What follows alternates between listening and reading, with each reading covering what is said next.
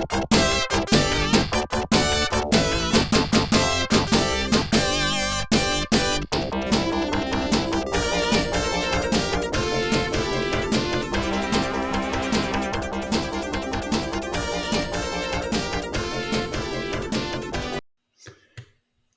welcome back to AP Physics C Mechanics. This is Unit 2, Forces and Translational Dynamics.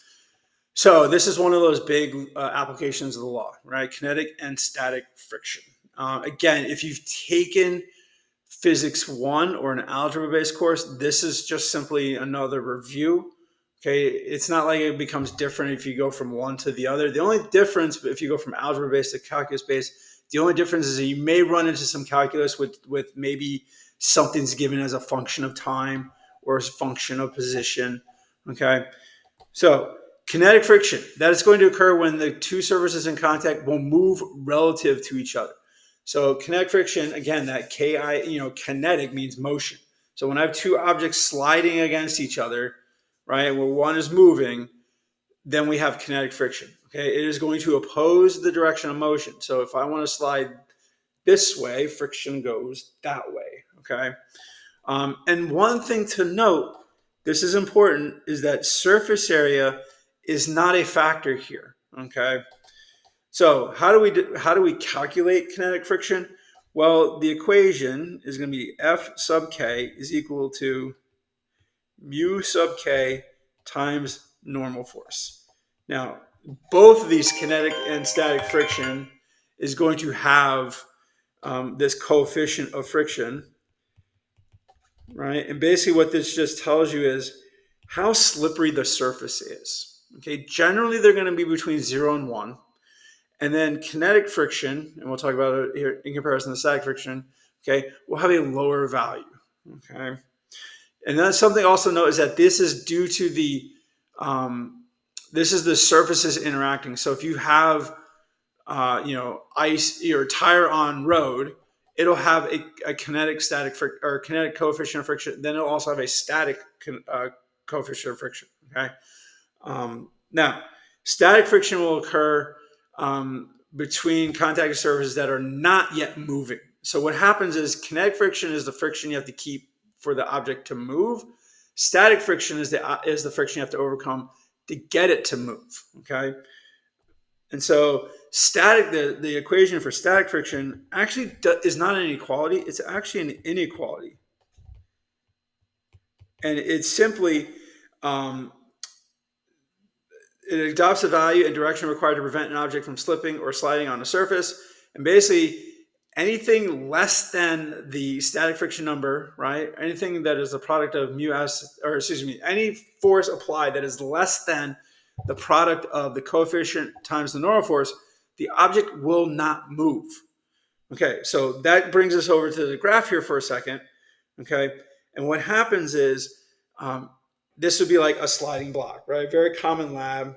You pull a block with a force sensor or a spring scale. And then you see how much force is applied for it to break free, to begin to move, and then you have it travel at a constant speed after, right? And you get a graph that looks very similar to what you see here.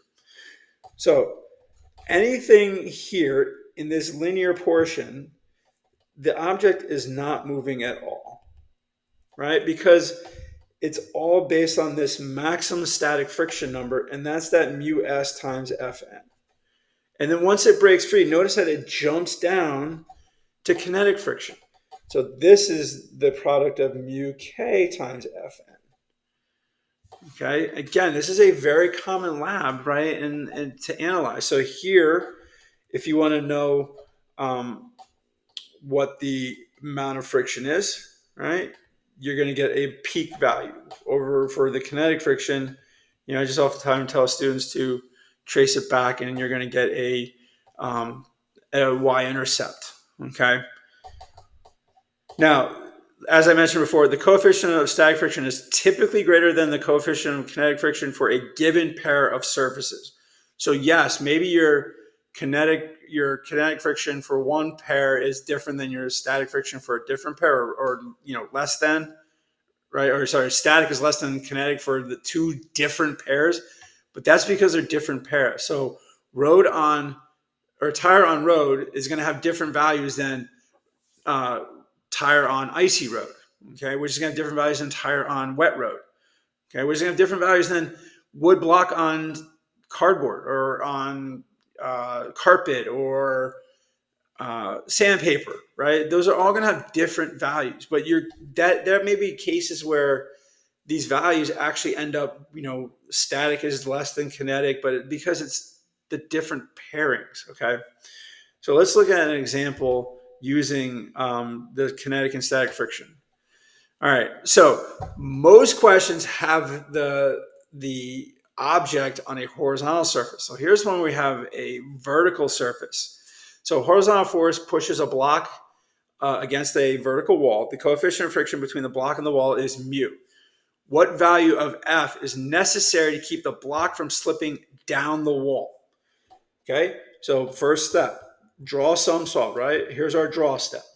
Now, you have to be careful here because normal force is perpendicular to the surface. The surfaces aren't here now, it's here. So it's not balancing out the weight force, it's actually balancing out the applied force. So I have normal force, I have applied force, okay?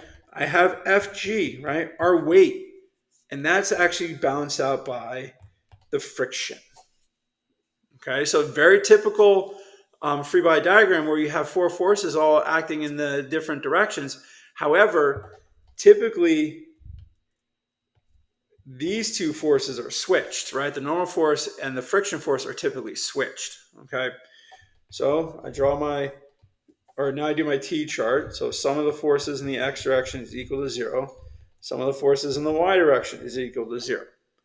So we do applied force minus normal force equals 0. This is just telling us that the normal force is going to equal the applied force. Okay. And then now we need to move over to the other side where we have our y direction. So here we're going to have friction minus weight is equal to 0, which just tells us that friction is equal to Fg. Well, Fg is mg.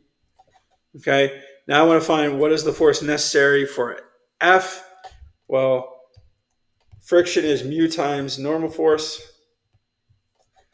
And I just solved this and we know that normal force and F are equal to each other. So mu times F is equal to mg.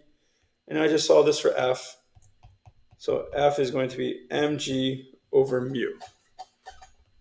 So whatever the weight is of the object divided by the coefficient of friction between the wall and that object. Okay. Again, this is a little bit different than what you're probably used to or what you'll be used to because we're talking sliding objects on horizontal surfaces, not vertical surfaces. And in fact, this is actually an old AP problem. All right, so that concludes friction. So now anything past this point, there's the potential to have friction problems in it. Okay.